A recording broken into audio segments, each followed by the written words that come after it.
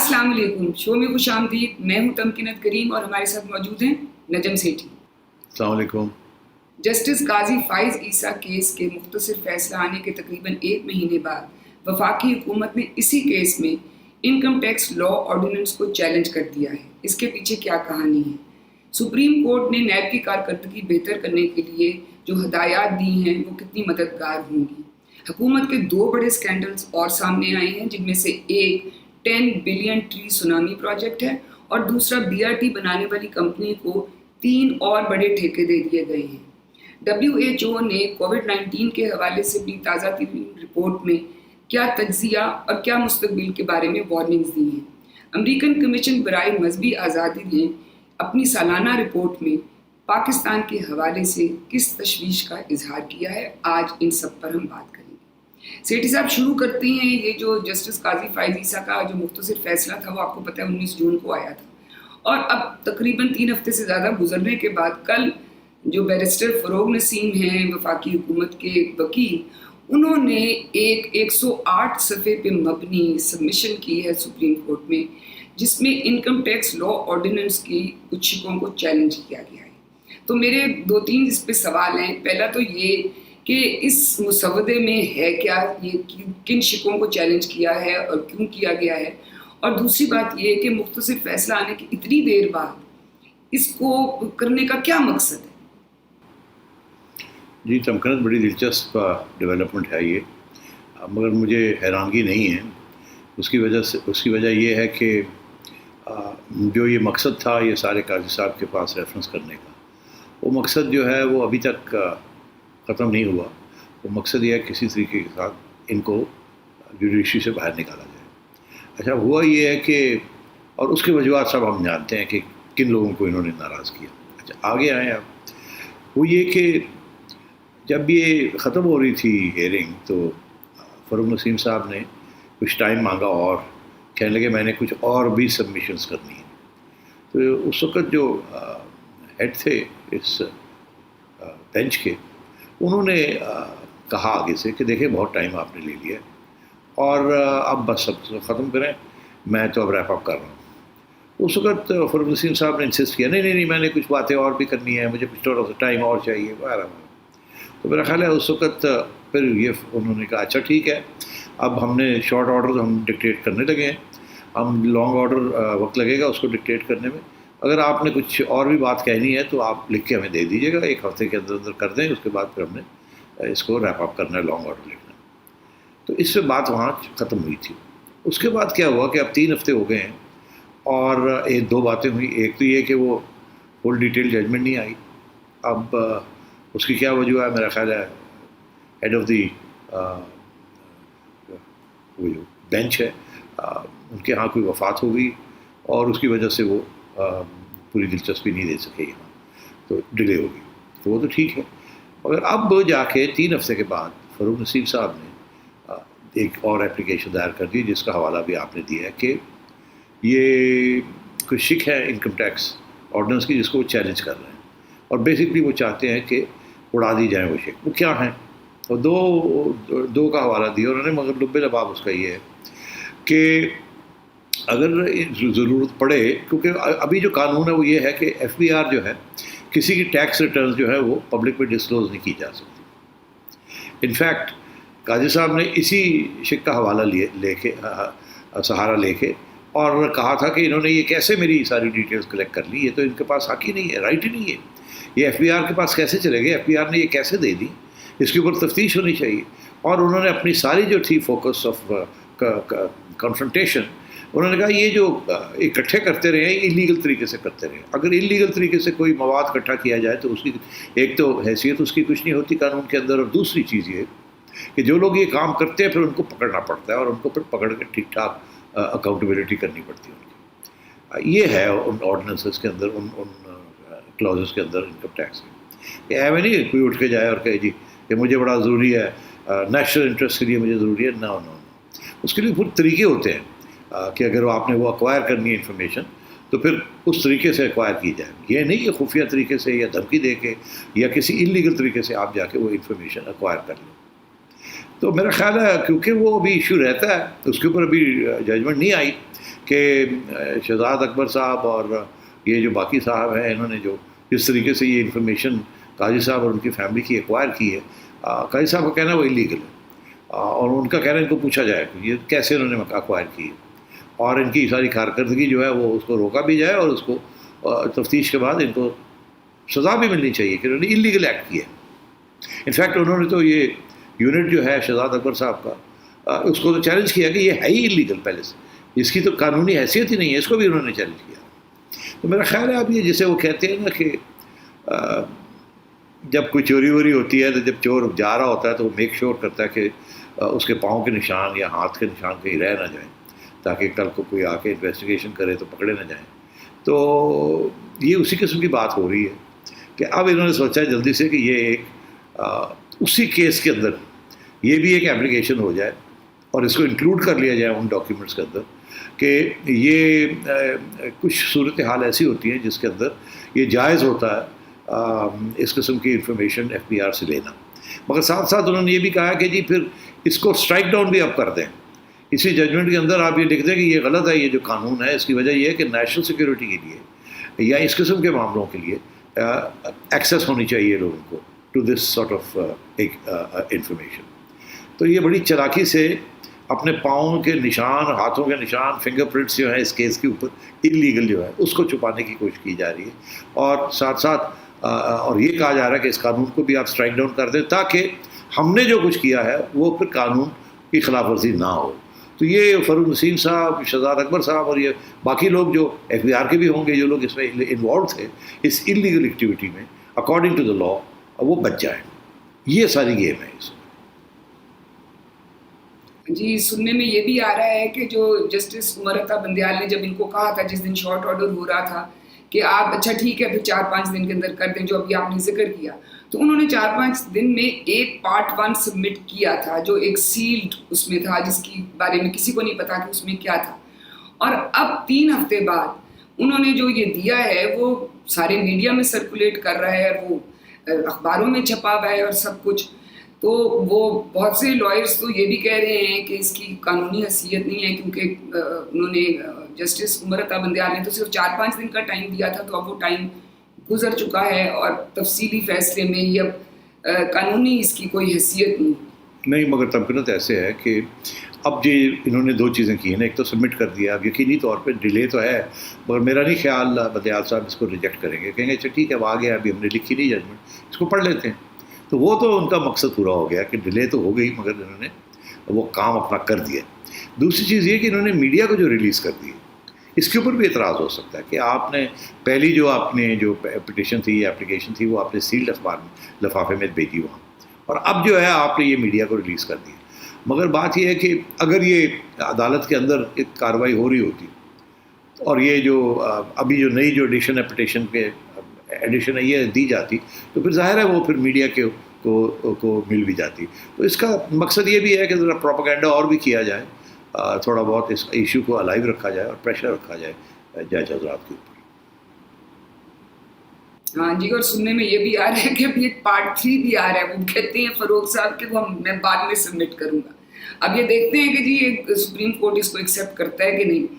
جب supreme court کی بات کر رہے ہیں تو ہم اگلے اس پہ آتے ہیں کہ کچھ روز پہلے سپریم کورٹ نے نیب کی کارکردگی پہ بہت سخت تنقید کی، اور ساتھ ہی جج صاحب نے یہ کہا کہ اس کو امپروو کرنے کے لیے تو انہوں نے موٹی باتیں کہیں کہ جو 5 احتساب عدالتیں ہیں جن میں ابھی کوئی جج نہیں ہے، ویکنسیز ہیں وہاں فوراً ججز کو تعینات کیا جائے، اور دوسرا انہوں نے کہا کہ 1226 اس وقت کیسز زیر التوا ہیں اور اس لیے 120 احتساب عدالتیں اور قائم کی جائیں۔ تو آپ مجھے یہ بتائیں کہ یہ جو مسائل کی انہوں نے نشاندہی کی ہے اور جو مسائل کا حل بتایا ہے، آپ کے خیال میں یہ ہیلپ فل ہوگا گورنمنٹ کے لیے کہ اس طرح سے نیب کی کارکردگی بہتر کی جائے؟ دیکھیے نیب کی کارکردگی میں تو بہت سی خامیاں ہیں، اور چیف جسٹس صاحب نے ٹھیک ٹھاک کھنچائی کی نیب کی، خصوصاً انہوں نے کہا کہ اگر جس طریقے سے آپ چلتے ہیں، ایک تو یہ کہ آپ فیئر نہیں کرتے، آپ ڈسکریمنیٹ کر رہے ہیں، ایون ہینڈڈ نہیں ہے، وہاں ڈیٹیلز میں نہیں گئے مگر اشارہ کر دیا۔ دوسرا انہوں نے کہا یہ کہ آپ تو اگر آپ کو آپ کے اوپر ہی چھوڑ دیا جائے سب کچھ تو آپ تو صدیوں لگا دیں گے.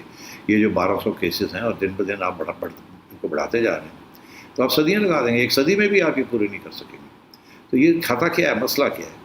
اب ناراضگی کے بعد پھر انہوں نے یہ کہا کہ اس وقت نیب سے پوچھا اس وقت کتنے ہیں آپ کے پاس اکاؤنٹیبلٹی کورٹس, انہوں نے کہا جی 25, اور ساتھ ہی بتایا کہ 25 میں سے 5 میں ججز نہیں ہیں, ججز نہیں ہیں. اب ججز کی شارٹیج ہے, اور بائی دا وے یہ جوڈیشری کب سے کہہ رہی ہے کہ کمپیٹنٹ ججز نہیں مل رہے. اب یہ آگے, اب اس صورت حال میں جب کمپیٹنٹ 5 ججز پہلے ہی نہیں ہیں 25 میں سے, اور آگے اور مل نہیں رہے ہیں, اگر ملتے تو لگا دیتے.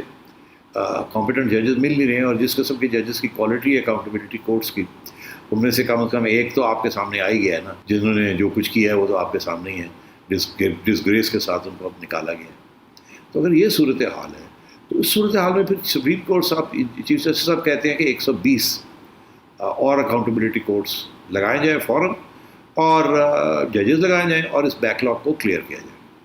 اچھا, اب ایک طرف تو خوشائن بات ہے کہ چلو جی شکر ہے, کوئی اکاؤنٹیبلٹی کورٹس بڑھ جائیں گے, 3 مہینے کے اندر اندر کیسز سالو ہو جائیں گے, یہ لمبے لمبے ریمانڈ اور یہ لمبی لمبی چیزیں نہیں چلیں گی. کیونکہ میرا خیال ہے چیف جسٹس صاحب کا یہ فیصلہ کے پیچھے اسی قسم کی سوچ ہے کہ جلدی جلدی کرایا جائے اور ججز لے آئیں. مگر دوسری طرف جیسے میں نے پوائنٹ آؤٹ کیا کہ وہ 5 ججز مل نہیں رہے ہیں ان کو, اور اس لاٹ کے اندر بھی 20 میں سے بھی کچھ ایسے ہیں جو کہ, تو 120 اور کہاں سے ملیں گے ان کو؟ تو پہلی بات تو یہ, اور اگر ملیں گے بھی تو کیا کوالٹی ہوگی ان کی, کس طریقے سے ان کو سلیکٹ کیا جائے گا, کس کی ہمدردی, کس کے ساتھ ان کی ہمدردیاں ہوں گی, کیا یہ سیاسی ججز تو نہیں ہوں گے, وغیرہ وغیرہ. اچھا, اب بات یہ ہے کہ اس کے ساتھ ساتھ ایک اور بھی کنسپریسی تھیوری, یہ تو ہوگی نا ایک سائڈ کی پوائنٹ آف ویو, ایک کنسپریسی تھیوری بھی چل رہی ہے کہ دراصل یہ جو شیخ رشید صاحب نے کہا تھا کہ نیب آ رہی ہے واپس ٹارزن بن کے, یہ اس کا ایک پہلا قدم ہے کہ اب اور 120 تو نہیں 5-10 اور آ جائیں گے, وہاں پہ اپنے سلیکٹڈ ججز لگا دیں گے, اور وہاں سے جلدی جلدی اپوزیشن کے خلاف فیصلے کرانے شروع کر دیں, تاکہ یہ لمبی لمبی بیلز اور یہ بیلز کی اپلیکیشنز یہ وہ نہ ہو, اور یہ جلدی جلدی فیصلے ہوں. اچھا, یہ تو دو پہلو ہیں اس ساری گیم کے, آگے جا کے دیکھتے ہیں کرتے کیا ہیں, پتہ چل جائے گا, دودھ کا دودھ پانی کا پانی ہو جائے گا کہ جس کے پیچھے سوچ کیا تھی. مگر ایک اور بھی بات ہے, وہ یہ ہے کہ یہ جو سارا نیب کا اکاؤنٹیبلٹی پروسیس ہے, اس کے 3-4 اور پہلو ہیں جس کو ذکر کرنا بڑا ضروری ہے. پہلی بات تو یہ ہے کہ نیب کی 70-80% جو نیب کے کیسز ختم ہوتے ہیں وہ کنوکشن سے نہیں ہوتے. عدالت میں کوئی نیب پروو نہیں کر سکتا کہ یہ صاحب جو ہے انہوں نے یہ کیا ہے اور اس لیے ان سے پیسے بھی لیے جائیں اور سزا بھی دی جائے. نیب ان سے پلی بارگین کرتا ہے, دھمکیاں لگا کے, بیلیں ختم کر کے, جیلوں میں رکھ کے, پریشر ڈال کے ان پہ اوپر, ان کی فیملی کے اوپر, ان کو ان کی ول کو توڑتا ہے, پھر ان سے کہتا ہے اچھا ہاؤ جی ہونا ہو, تو پھر ان سے پیسے نکلواتا ہے ایک قسم کی بلیک میل اور دھمکی سے, اور پھر سیٹلمنٹ کر کے پھر عدالت میں جاتے ہیں کہ جی ہماری سیٹلمنٹ ہوگی, تو جج کہتا ہے کیس کلوز. تو اگر ایسی صورت حال ہے تو پھر عدالتوں کا تو کوئی خاص رول نہیں ہے نا اس میں اکاؤنٹیبلٹی کورٹس کا. یہ تو 80% سیٹلمنٹس جو ہو رہی ہیں وہ پلی بارگینز ہو رہی ہیں, تو یہ ایک سوال کھڑا ہوتا ہے. دوسرا یہ کہ یہ جو ساری سیٹلمنٹس ہو رہی ہیں اس کے 2 پہلو ہیں. پہلا تو یہ کہ وہ جو کاروباری لوگ ہیں یا بیوروکریٹس ہیں بیشتر وہ تو کہتے ہیں ٹھیک ہے جی, وہ جب 6 مہینے جیل میں رہتے ہیں نا اور ان کو کوئی نکالنے والا کوئی نہیں ہوتا, اور وہاں جو حالات ہوتے ہیں وہ پھر کولیپس کر جاتے ہیں. وہ کہتے ہیں اچھا جی دسو, جان چھوڑو, آپ نے 20 کروڑ مانگ رہے ہیں میں 10 دے دیتا ہوں. وہاں پھر مکہ ہوتا ہے اور وہ پھر پیسے دے کے باہر آ جاتے ہیں. 90% کہتے ہیں ہم نہیں لڑتے, کچھ لڑتے بھی, مگر 90% پلی بارگین, یہ جو پلی بارگیننگ ہوتی ہے وہ یہ ہے کاروباری لوگ اور کچھ حد تک bureaucrats, medium to low level bureaucrats. سب سے سینئر بیوروکریٹس لڑتے ہیں, ظاہر ہے ان کے پاس وسائل بھی ہوتے ہیں ٹو ہائر ٹاپ لائرز وغیرہ, اور ان کے اوپر الزام بھی بہت سنگین قسم کے ہوتے ہیں, تو وہ تو پری بارگین نہیں کرتے, وہ تو لڑتے ہیں, ان کے کیسز چلتے رہتے ہیں. مگر میڈیم لو لیول کے جو لوگ ہیں وہ جلدی دے دو کے فارغ ہو جاتے ہیں. ان کی یہ جو 450 ارب روپیہ آپ نے اکٹھا کیا ہے 20 سال کے اندر اندر نیب نے, اور ہم نے دیا ہے اسٹیٹ ایکسچیکر کو, جو کہ چیئرمین صاحب کہہ رہے تھے اس دن کہ جی ہم نے اتنی کارروائی کی ہے. تو ایک تو یہ ہے کہ جی اگر ایسی صورت حال ہے تب کرو, تو پھر یہ ساری اکاؤنٹیبلٹی کورٹس کی کیا ضرورت ہے. دوسری طرف یہ ہے کہ جو سیاستدان ہوتے ہیں وہ تو کبھی نہیں پلی بارگین کرتے. ان کی تو سیاست کا مسئلہ ہوتا ہے وہ کیسے کریں مانے کہ ہم گلٹی ہے, ہم سزا یافتہ ہیں, وہ چلتے رہتے ہیں. تو یہ عدالتیں جو اب نہیں آئیں گی ان لوگوں کو کوئی فرق نہیں پڑے گا ان کا, جو مرضی کر رہے ہیں یہ پھر جائے گا ہائی کورٹ میں, پھر وہاں سے جائے گا سپریم کورٹ میں. اور ہائی کورٹ کے جو قانون ہے وہ اور طریقے سے دیکھتے ہیں ہر چیز کو. یہاں تو سچویشن یہ ہے کہ وہ پہلے سے ہی آپ کے اوپر تلوار ہوتی ہے کہ جی آپ کے اوپر تلوار آ گئی, اس کا مطلب سر تو اب کٹنے والا ہے, آپ بتائیں کیوں نہ سر کاٹا جائے. حالانکہ قانون کے اندر یہ ہوتا ہے کہ تلوار نہیں آتی, تلوار آنے سے پہلے تلوار والے کو پروو کرنا پڑتا ہے کہ یہ گلٹی ہے, پھر تلوار آتی ہے. یہاں ہے کہ عام قانون کے اندر you are innocent until proven guilty. آپ یہاں یہ ہے کہ آپ کو پہلے کہتے ہیں آپ سزا یافتہ ہیں, بتائیے کیوں نہ سزا دی جائے, تو آپ کو پروو کرنا پڑتا ہے کہ ہم نہیں ہیں. یہ بڑی میرا دنیا میں یہاں کہیں بھی ایسا قانون نہیں ہے جو کہ انہوں نے نیب کے لیے بنایا. اسی قانون کے بیسس کے اوپر نیب جو ہے نا وہ آرم ٹویسٹنگ کرتی ہے, پکڑ دکڑ, کیونکہ کوئی چیلنج نہیں ہے. بھئی آپ کے پاس یہ پیسے کہاں سے آئے ہر بندے کے پاس یہ آپ کے پاس کیا ہو. یہاں یا آرڈنری لاء میں تو یہ ہے نا, ہم کہتے ہیں کہ یہ پیسے غلط طریقے سے آئے ہیں اور اس طریقے سے آئے ہیں اور یہ غلط ہے. یہاں یہ اچھا بتائیے جی کہاں سے ہے, منی ٹریل دے. ارے یہ 40 سال پرانی منی ٹریل کو تو لے کے FBI 5 سال سے پہلے جو ہے ریکارڈ جو ہے وہ چیلنج نہیں ہوتا. آپ کہتے ہیں جی 40 سال پرانی بات ہمیں بتائیں, کہاں سے یاد رہتا ہے. پیو مر گیا, دادا مر گیا, یہ ہو گیا, وہ ہو گیا, ریکارڈ پانی میں چلا گیا, ادھر ہو گیا, دیمک پہ گئی ریکارڈ, کون رکھتا ہے. تو یہ اس وقت پھر آپ بالکل ہیلپ لیس ہوتے ہیں. تو ٹھیک ہے یار جو نیب کہتا ہے کرو اور جان چھوڑو. اچھا تو یہ پرابلم ہے. دوسرا ایک اور پرابلم بھی ہے کہ نیب اب کافی بدنام ہو چکی ہے, بیکاز یہ اپوزیشن کے پیچھے جا رہی ہے, گورنمنٹ کے لوگوں کے بڑے لوگوں کے لیے پیچھے نہیں جا رہی. اکا دکا ادھر اٹھا لیتے ہیں ریکارڈ کے لیے. تو میں یہ سمجھتا ہوں کہ اس قسم کی سچویشن ہے. افسوس جاتے جاتے میں یہ کہہ دوں, افسوس یہ کہ نیب بنائی تو جنرل مشرف نے تھی, مگر اس کے بعد جتنی بھی سول حکومتیں آئیں انہوں نے استعمال کی اپنے مخالفین کے خلاف. اور آج جو آپ دیکھ رہے ہیں یہ اسی سسٹم کا چلنا ہے. یاد رہے کہ یہ جو چیئرمین ہیں اور یہ جو پبلک پروسیکیوٹر ہیں یہ نواز شریف صاحب کے زمانے میں لگے تھے, اور نواز شریف صاحب نے اپوائنٹ کیا تھا خواہ یہ اپوزیشن کی حمایت کے ساتھ, بیکاز ظاہر ہے وہ کنسلٹیشن کرنی پڑتی. اور آج وہی ان کے گلے پڑے گئے. اور یہ میں آپ کو لکھ دوں, جس دن عمران خان اور PTI جائیں گی یہی لوگ ان کے گلے پڑیں گے. اینڈ اس لیے نیب قانون اور نیب جو ہے یہ ختم ہونی چاہیے, یہ جانی چاہیے. کوئی اور بیٹر لاء, بیٹر آرگنائزیشن, اس قسم کی organisation is a problem for everyone, جنہوں نے بنائی اور جو ان کے ٹارگیٹ میں آتے ہیں. اور اب تو خیر وہ سنتی بھی بات کسی اور کی ہے. جی کاش کہ یہ اپنے حکمران کا بھی سبق بھی سیکھ لیا کریں اپنے ماضی سے اور اپنے حال سے. آج بھی ویسے اس کا ایک نیب کا ایک اجلاس ہوا ہے جس میں بہت سالوں سے جو کیس چل رہے ہیں ان میں سے کچھ لوگ کافی دیر سے گرفتار بھی ہیں. ان کے کیس انہوں نے کہا ہے کہ یہ بند کر دیں کیونکہ اس پہ کوئی ہمارے پاس شواہد نہیں تھی, اور وہ دوسرے کیس جو ان سے وہ نئے شروع کروا دیں, نواز شریف کے خلاف, شہباز شریف کے خلاف اور بھی دوسرے لوگوں کے خلاف. تو عجیب بھی معاملہ چل رہا ہے. اچھا یہاں ہمیں ایک بریک لینی ہے, بریک سے جب ہم واپس آئیں گے تو حکومت کے 2 اور سکینڈلز کی بات کریں گے وقفے کے بعد.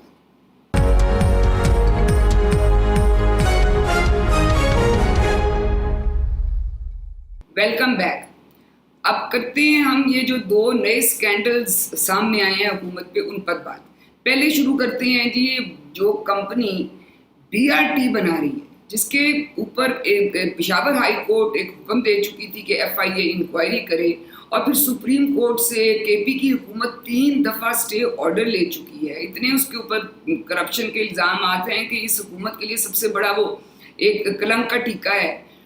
اسی کانٹریکٹر کو جو ہیں ان کو 3 اور بڑے ٹھیکے دے دیے گئے ہیں. مجھے یہ بتائیں یہ کیسے کر سکتے ہیں ایسی بات؟ آپ کہتے ہیں کیسے کر سکتے ہیں, میں کہہ رہا ہوں کر رہے ہیں. یہ تو بعد میں آئے گی نا, جب یہ حکومت چلی جائے گی تو یہ سارے کھاتے کھل جائیں گے یقینی طور پہ. دیکھیے یہ کاؤنسلس کے اوپر بہت سے سوالیہ نشان ہیں. آپ نے تو BRT کا ذکر کیا, دراصل اس سے پہلے اس کو بلیک لسٹ کیا گیا تھا پنجاب کے اندر. انفیکٹ شہباز شریف صاحب نے ان کو بلیک لسٹ کیا تھا. ان کی جو کارکردگی تھی وہ اورنج لائن کے اوپر بھی بڑے مسئلے تھے, اور بھی ان کے پاس 1-2 پروجیکٹس تھے جس کے اندر آشیانہ فار ایگزامپل, وہاں بھی ان کی انوالومنٹ تھی. کہ جی ہمیں دیا جائے، جب ان کو نہیں دیا گیا تو انہوں نے شور ڈالنا شروع کر دیا. ان کے کافی میرے پاورفل کانٹیکٹس ہیں. اور پھر یہ چلے گئے وہاں کے پی میں، وہاں جا کے انہوں نے یہ بی آر ٹی کے لیا، جہاں مطلب ہے کہ وہ اتنے زیادہ اوور رنز ہو گئے ہیں کہ پروجیکٹ کی قیمت کچھ تھی اور دگنی ہو گئی. اور یہ بائی دا وے کنٹریکٹرز کے ساتھ، یہ میرا اپنا جو ایکسپیرینس ہے، تھوڑا سا پبلک سیکٹر میں نے بھی کام کیا، تو یہ ہمیشہ ایسے ہی ہوتا ہے کہ یہ لو بڈ کر کے کنٹریکٹر جو ہے وہ بڈ جیت لیتا ہے. اس کے بعد جب کام شروع ہوتا ہے اس کے اندر بہت سی چیزیں ہوتی ہیں. آپ پیسے اتنے وقت میں دیں گے، پھر یہ اتنے وقت میں ریویو ہوگا، پھر یہ کمپلیشن ہوگی. اس کے اندر حکومت کی طرف سے ہمیشہ دیر ہو جاتی ہے کہ جی آپ نے چیک دینا تھا 7 دن کے اندر، آپ نے تو مہینہ لگا دیا. تو ہم نے تو وہ 15-20 دن ہم نے کام ہی نہیں کیا، وہ تو لکھا ہوا تھا، آپ نے وائلیٹ کر دیا. یہ ہو گیا، ہم نے آپ سے کہا تھا کہ ہمیں یہ دے دیں، آپ نے یہ دیا نہیں ٹائم پہ. ہم نے کہا تھا یہ کلیئرنس دے دیں، آپ نے کلیئرنس لے کے نہیں دی. ڈیلے ہوتی جاتی ہے. ڈیلے کے ساتھ وہ ساتھ ساتھ اپنے کاسٹ اوور رنس کے نئے نئے بلز پیش کرتے رہتے ہیں. جی ہم نے تو لیبر لے کے بیٹھے ہوئے تھے، ہم نے کام کچھ نہیں کیا، ہم نے تو پیسے دیے، اس کو ریوائز کریں. اور اس طریقے کے ساتھ یہ پروجیکٹس جو ہیں، یہ ایک کرپشن کا ایک طریقہ ہے، ڈیلے کرنا، ڈیلے ہو جانا دونوں طرف سے، اور اس کو پھر استعمال کرنا ٹو ریوائز دی بلنگ تاکہ وہ پیسے اور ہو جائیں. کچھ فرمز کرتی ہیں کہ جی لو بڈ کی، بڈ پکڑ لی، اس کے بعد پورا کھاتا کھل گیا، پھر اپنے پورے کر لیے پیسے بعد میں. اچھا، اب ان کے ہر جگہ پہ اوور رنس ہیں، اور ایٹ لیسٹ جو امپورٹنٹ پروجیکٹس ہیں وہاں تو اس قسم کے پرابلمس چل رہے ہیں، اور سب اسٹینڈرڈ ورک بھی ان کے اوپر الزام بھی لگا ہے. شہباز شریف صاحب نے ان کو فارغ کر دیا تھا. یہ اب بی آر ٹی کا جو پروجیکٹ ہے آپ نے دیکھ ہی لیا کہ اتنے پاورفل پارٹی ہے اور گورنمنٹ کے ساتھ اتنے تعلقات ہیں ان کے کہ جب انکوائری آرڈر ہوئی تو انہوں نے انکوائری جو ہے وہ آگے پروسیڈ کرنے سے روک دی، پہلے ہائی کورٹ میں اور پھر سپریم کورٹ میں. اور وہاں کی حکومت ان کے ساتھ، حالانکہ انکوائری انڈیپینڈنٹ انکوائری ہوتی تو پتہ چلتا یہ ہو کیا رہا. تو میں یہ سمجھتا ہوں کہ سوال آپ نے پوچھا کہ بھئی یہ کیسے ہو رہا ہے، میں آپ کو بتا رہا ہوں کیسے ہو رہا ہے. پاورفل پارٹی، اور اب میں کیا کچھ کہوں، سبھی سمجھ ہی جائیں آپ جو میں کہنا چاہ رہا ہوں. اور بڑے افسوس کی بات ہے کہ اس کے باوجود اب اسلام آباد میں بھی ان کو بلینز آف روپیز کے نئے پروجیکٹس مل رہے ہیں. تو جس طریقے سے انہوں نے پہلے پروجیکٹس لیے اسی طریقے کے ساتھ یہ پروجیکٹس لے رہے ہیں. جیسے پہلے پروجیکٹس کے اندر ایک آدھ میں بلیک لسٹ ہوئے، دوسرے آدھ پہ بڑی سخت انکوائریاں ہو رہی ہیں، اور بعد میں جا کے پتہ چلے گا ہوا کیا. اور کسی دن نیب بھی آئے گی ان کے پیچھے یقینی طور پہ، اور جن لوگوں نے سینکشن کیے ہیں سب جائے گی، مگر وہ جب حکومت بدل جائے گی تو پھر یہ ہوگا. آج کل تو نیب نہیں جائے گی نا کہیں بھی. تو اس لیے انفیکٹ نیب تو فارم کے لیے انہوں نے کارروائی تو کی ہے نا کہ ہم کرنا چاہتے ہیں تو، مگر وہاں سے ہائی کورٹ نے روک دیا نا. جی ہم کیا کریں، ہم نے تو ہائی کورٹ کو روک دیا. وہ جی ہم کیا کریں، وہ سپریم کورٹ نے روک دیا، وہ اسٹے دے دی، ہمارے تو ہاتھ بولتے ہیں، ہم نہیں کچھ کر سکتے. یہ بات ہے جناب.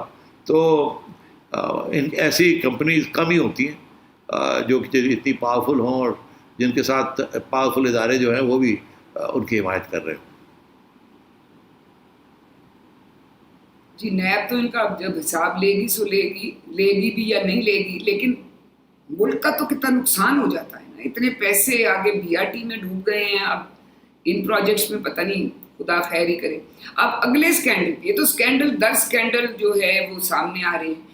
آج ایک خبر سٹوری چھپی ہے اخبار میں فرنٹ پیجز پہ، کہ جس میں کہا گیا ہے کہ جو ان کا بڑا پوسٹر پروجیکٹ ہے 10 بلین ٹری سونامی، جو 10 ارب درخت لگانے کا تھا، وہ پنجاب اور پختونخوا سے یہ شروع ہوا تھا اور اب پنجاب میں بھی ہے.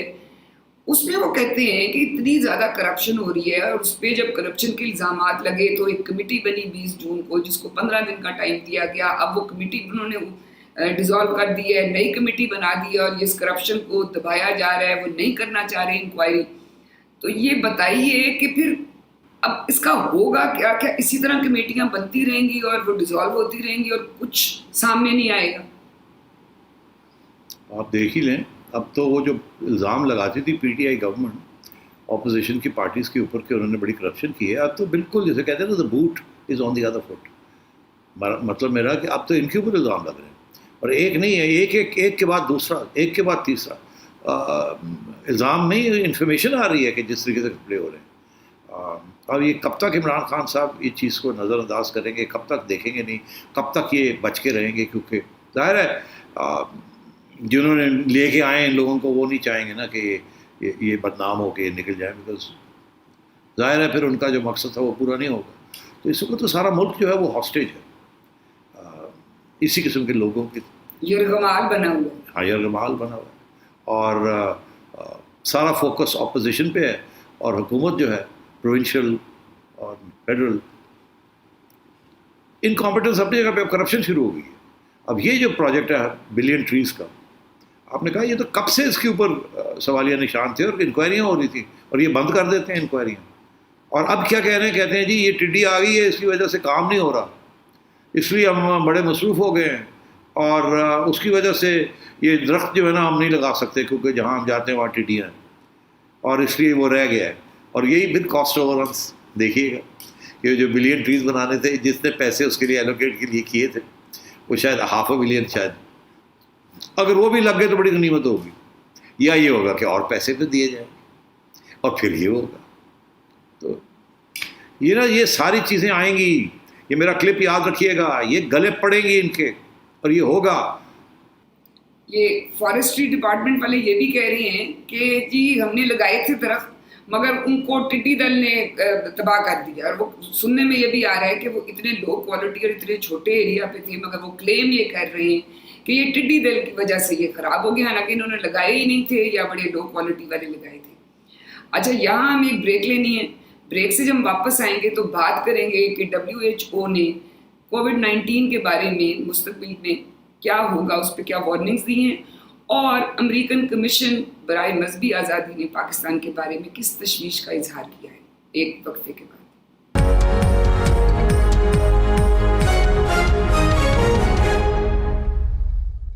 Welcome back.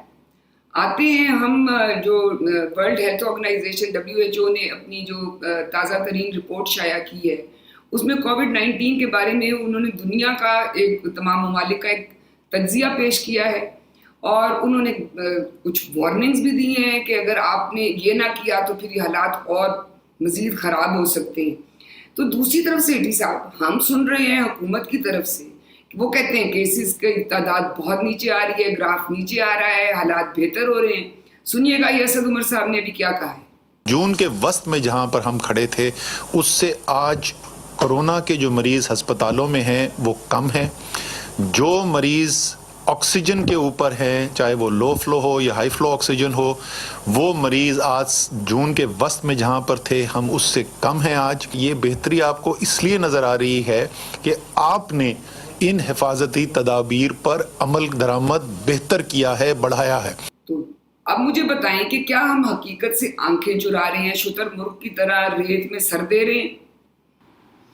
دیکھیے تمکن اسد عمر صاحب نے ایک اور بھی آپ کلپ دکھا سکتے تھے کہ وہ ایک وقت وہ کہہ رہے تھے کہ جولائی میں 10 لاکھ کیسز ہو جائیں گے، اور یہ کہہ رہے تھے کہ خیال کرنا پڑے گا کہ SOPs جو ہیں ان کو امپلیمنٹ کرنا پڑے گا.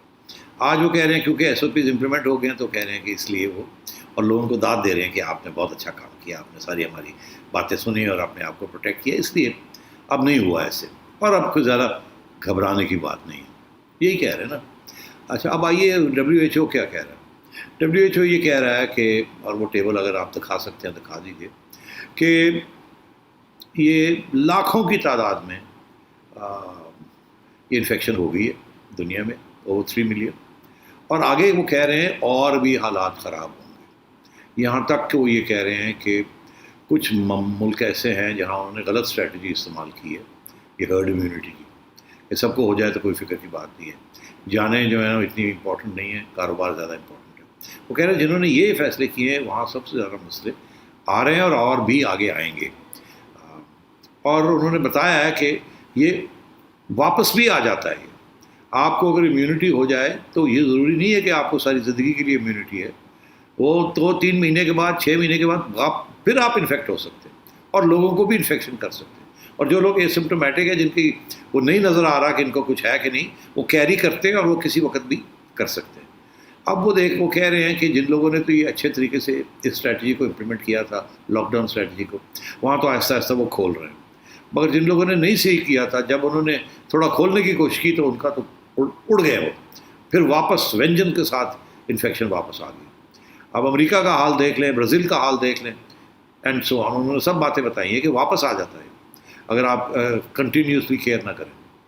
ہمارا جو پرابلم ہے اور جس میں انہوں نے یہ بھی انڈیا کے اوپر بھی الزام لگایا کہ انڈیا نے بھی اس کو ٹھیک نہیں کیا.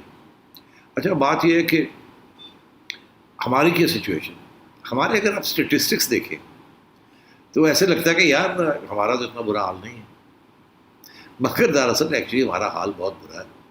وہ اسٹیٹسٹکس جو ہے وہ صحیح اسٹیٹسٹکس نہیں ہیں. اس کی 3 وجوہات ہیں. پہلی بات تو یہ ہے کہ اب گورنمنٹ نے ٹیسٹنگ جو تھی وہ آپ اگر چیک کریں کہ پر پاپولیشن ہم کتنی ٹیسٹنگ کرتے ہیں کمپیئر ٹو وہ لوگ جہاں صحیح طریقے سے لاک ڈاؤنز ہوئے ہیں اور جہاں اچھی کارکردگی ہوئی ہے، ہمارا جو فگر ہے وہ از ویری لو. ہر 100 بندے کے لیے ایک فگر ہے کم از کم اتنی ٹیسٹنگ ہونی چاہیے، یہاں بالکل اس سے آدھی بھی نہیں ہے. تو گورنمنٹ کی طرف سے بھی کوئی انکریجمنٹ نہیں کی جا رہی ہے اسپتالوں کو یا جو لوگ انوالوڈ ہیں اس میں کہ بھائی آپ ٹریکنگ بھی کریں، ٹریسنگ بھی کریں اور ٹیسٹنگ بھی کریں. نہیں. دوسری چیز یہ، اور اس کے لیے اسٹیٹسٹک شو کرتا ہے کہ اتنا ٹیسٹ ہی نہیں ہوئے تو پتہ کیا چلے گا کہ بھائی کیسے آگے آئے. اب ایک طرف تو یہ ہے کہ گورنمنٹ جو ہے وہ انکریج کرے لوگوں کو ٹیسٹ کرے، وہ تو گورنمنٹ کر نہیں رہی.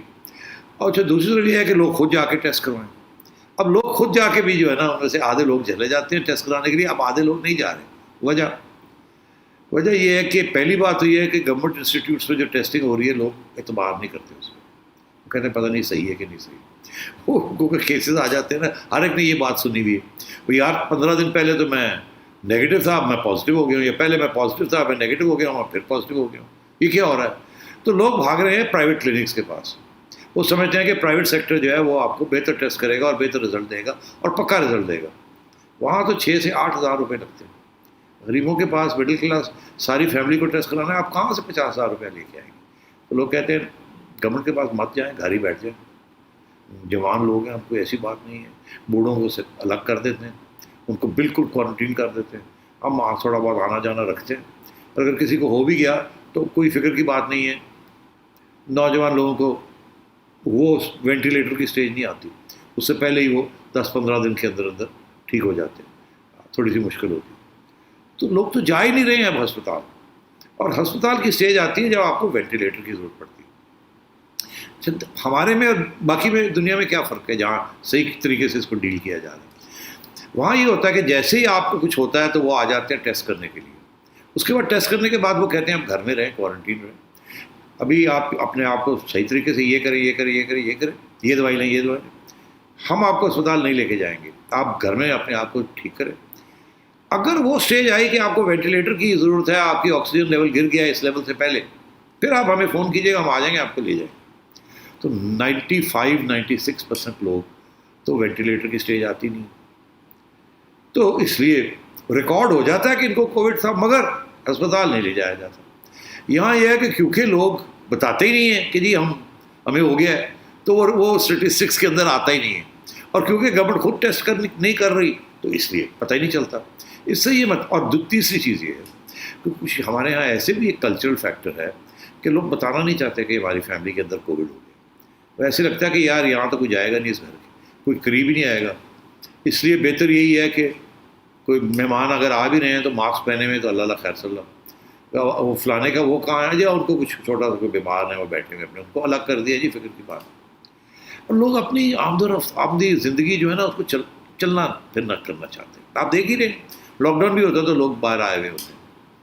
تو اس لیے جو اسٹیٹسٹکس ہیں جو پولز ہو رہے ہیں وہ بھی یہی کہتے ہیں کہ لوگ سمجھتے ہیں کہ لاک ڈاؤن کی کوئی ضرورت نہیں، ہم جو کر رہے ہیں وہ ٹھیک ہے، اللہ اللہ خیر سے. تو اس لیے میں یہ آپ سے کہوں گا کہ یہ سچویشن جو ہے یہ حقیقت جو ہے اس کو ریفلیکٹ نہیں کر رہی. اور اس وقت یہ کہتے ہیں جی کہ ہسپتال کے اندر وینٹیلیٹرز بھی اویلیبل ہیں، بیڈ بھی اویلیبل ہیں. یقینی طور پر لوگ جا ہی نہیں رہے ہیں، جائیں گے کیا کرنے وہاں. اس لیے یہ فیکٹ جو آپ کو دکھائی جا رہی ہے حقیقت یہ سچ نہیں ہے. ایکچولی جو انفیکشن ہے بہت زیادہ ہے، اس سے دگنی ہے، شاید اس سے بھی شاید زیادہ ہو، مگر وہ اسٹیٹسٹکس پہ ریفلیکٹ نہیں ہو رہی. اور جاتے جاتے آگے آ رہی ہے عید. اب دیکھیے گا عید کے بعد کیا ہوتا ہے. بالکل جی، یہ عید پہ بھی اب یہ حکومت تو کہہ رہی ہے کہ جی گھر پہ عید منائیں اور یہ وہ، لیکن آپ کو پتہ ہی ہے یہ قربانی کی عید ہے، وہ ایک مویشی منڈی کا بھی ایک مسئلہ چل رہا ہے کہ وہاں بھی لوگ جائیں گے اور یہ سب کچھ ہوگا. اللہ رحم ہی کرے. اچھا جی، آتے ہیں ہم یہ جو امریکن کمیشن ہے مذہبی آزادی کا، جس نے ایک اپنی سالانہ رپورٹ ابھی جاری کی ہے، اس میں انہوں نے کہا ہے کہ پاکستان کو جو خاص تشویش والے ممالک ہیں اس کی فہرست میں ڈالا جائے، کیونکہ پاکستان مذہبی آزادی کے حوالے سے، اقلیتوں کے حوالے سے بہت سے ان کے اس پہ ہیں آبجیکشنز ہیں، اعتراضات ہیں. اور پھر انہوں نے امریکن حکومت کو بھی کچھ کہا ہے، سفارشات دی ہیں کہ پاکستانی حکومت کو یہ کہا جائے کہ یہ ٹھیک کریں، یہ قانون سازی کریں. تو یہ بتائیے کہ یہ ہمارے لیے کتنا مسئلہ بن سکتا ہے، اور کیا ہم جس طرح FATF کی ہم بلیک لسٹ سے بچے ہوئے ہیں، کیا ہم اس لسٹ سے بھی بچ سکتے ہیں؟ نہیں، آپ تو اس لسٹ پہ آ گئے ہیں نا، آپ نہیں بچ سکتے. جو جہاں سے آپ نے بچنا ہے وہ یہ ہے کہ اس کے اندر جو ریکمنڈیشن یہ ہے کہ کانگریس نے اس وقت پاکستان کے اوپر کوئی پابندی نہیں لگائی ہوئی کہ چلو ہو رہا ہے، تنقید ہوتی ہے مگر کوئی پابندیاں نہیں، سینکشنز نہیں لگائے ہوئے. یہ کہہ رہے ہیں کہ جی سینکشنز بھی لگنے چاہیے. سینکشن سے مراد یہ ہے کہ جو لوگ ملوث ہیں اس قسم کی ایکٹیویٹیز کے اندر، جس میں توہین رسالت کے لوگوں کو پکڑ کے اس قانون کے اندر دھر رہے ہیں، اور بھی اس قسم کی چیزیں جس کی وہ بات کر رہے ہیں، جو لوگ ٹیمپل نہیں بننے دے رہے ہندو کا وغیرہ وغیرہ، مائنورٹیز کی پروٹیکشن نہیں کر رہے، ان کو پروسیکیوٹ کر رہے ہیں یا پرسیکیوٹ کر رہے ہیں، وہ کہہ رہے ہیں ان کو ٹارگیٹ کیا جائے، ان کے اوپر سینکشنز لگائی جائیں، انسٹیٹیوشنز کے اوپر بھی سینکشنز لگائی جائیں اور لوگوں کے اوپر بھی، انڈیویجولس کے اوپر بھی سینکشنز لگائی جائیں. اگر وہ ابھی کانگریس کرتی ہے، وہ ابھی ہوا نہیں. مگر تو اس لیے میں سمجھتا ہوں کہ یہ ہر سال اس قسم کی بات ہوتی ہے، کوئی نئی بات نہیں ہے. مگر ظاہر ہے ہر جگہ پہ بے عزتی تو ہوتی ہے نا، کہ یار یہ کیسے لوگ ہیں، مذہب کے اوپر اتنی ان کی تنگ نظریہ ہے اور یہ اپنی اقلیتوں کا خیال نہیں کرتے وغیرہ وغیرہ، جو کہ حقیقت بھی ہے یار، لیٹس ایڈمٹ اٹ. اچھا، اب بات یہ ہے کہ جو دلچسپ بات اس میں سب سے زیادہ یہ ہے کہ میں نے نہیں دیکھا کہ یہی ادارے نے کہ ہندوستان کے خلاف کوئی اس قسم کی رپورٹ لکھی ہو. نریندر مودی کی جو ہندوستان ہے، اس کے اندر جو اقلیتیں جو ہیں، جو کہ جس میں سب سے بڑی اقلیت مسلمان ہیں، ان کے ساتھ جو ہو رہا ہے، وہ جو ہو رہا ہے وہ اس کے اوپر کیوں نہیں کچھ رپورٹ آتی؟ تو ہم تو یہی چاہیں گے کہ وہاں بھی رپورٹیں آنی چاہیے، اور وہاں تو اگر رپورٹ آتی ہے تو پھر جو سینکشن لگنی چاہیے وہ تو نریندر مودی کے اوپر لگنی چاہیے، اور ان کے جو کرتے دھرتے ہیں، جو کہ یہ ایکسٹریمزم پھیلا رہے ہیں اور اس قسم کی زیادتی کر رہے ہیں. تو میں یہ سمجھتا ہوں کہ یہ رپورٹیں ہوتی ہیں، ادارے ہیں وہاں فریڈم کے لیے اور ڈیفینس آف رائٹس کے لیے، وہ کرتے ہیں، ایسی رپورٹیں لکھتے ہیں، مگر یہ رپورٹوں کی خاص اہمیت نہیں ہوتی. تو انفارچونیٹلی اگر اہمیت ہو تو شاید کچھ ملک جو کہ گڑبڑ کرتے ہیں یا کہ وہاں پروٹیکٹ نہیں کرتے، تحفظ نہیں ہوتا اقلیتوں کا، شاید ان کو بھی کچھ سبق سیکھ لیں، مگر میرا خیال ہے ایسے کوئی فرق نہیں پڑے گا. جی بالکل، یہی دوہرے معیار ہوتے ہیں جن پہ لوگ اعتراضات اٹھاتے ہیں. آج کے پروگرام میں اتنا ہی. کل آپ سے پھر ملاقات ہوگی. فیڈ بیک ضرور دیجیے گا. خدا حافظ.